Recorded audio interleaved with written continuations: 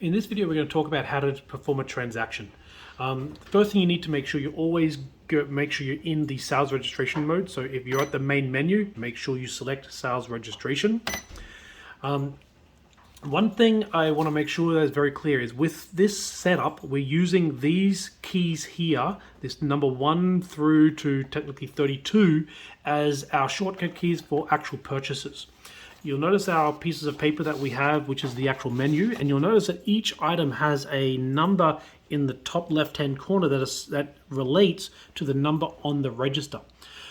Also make sure you understand that these numbers have two different colors or two different numbers. We have across the first line, we have 4, 8, 12, 16, and then we have 20, 24, 28, 32. That correlates to the actual numbers on this menu item. We have the white 4, we have the green 20. To use the green numbers, you have to always make sure you hit the shift button followed by the actual number. The white is the actual primary number.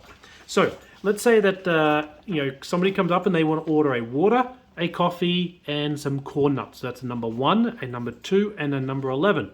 So I'd click on number 1, number 2, and number 11. You'll notice water, coffee, corn nuts. Those numbers here correspond to the numbers set up on the register. Once you're done with that, let's say that's the end, you need to always click on subtotal first. That'll give you the actual total of the transaction. Then you will have to specify the amount of money that's being tendered to you. So you need to, let's say they give you the exact change, $5, that's fine. Or they give you a $10 note, you'd have to type in the amount. So let's say $10, 1000. Always or never use the decimal plot. It will automatically add the decimal for the last two numbers. If you use a decimal, it will give you an error when you try to perform the transaction. Then I would complete the transaction by hitting the amount tendered total, and it will actually tell you what the change is due. Now, I'll do a transaction now if I use one of the other items or these green items. So let's say I want a water, a Gatorade, and I'm going to get a burrito, which is number 24. So I get a water, which is number 1. I'm picking up a Gatorade, which is number 5. And then I want a burrito, which is number 24.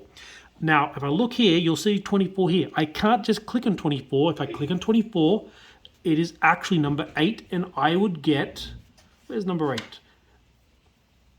I would get a Nestle ice cream. I got to make sure I hit the shift first, then this number, and now I get my burrito. It's very important that if you're ordering something from this page, you always hit the shift first and then the number. Okay, once again, when the order is complete, I need to hit subtotal to get my total. I always need to enter in how much money is being tendered. If it's the exact amount, just 500. Remember, don't hit the decimal.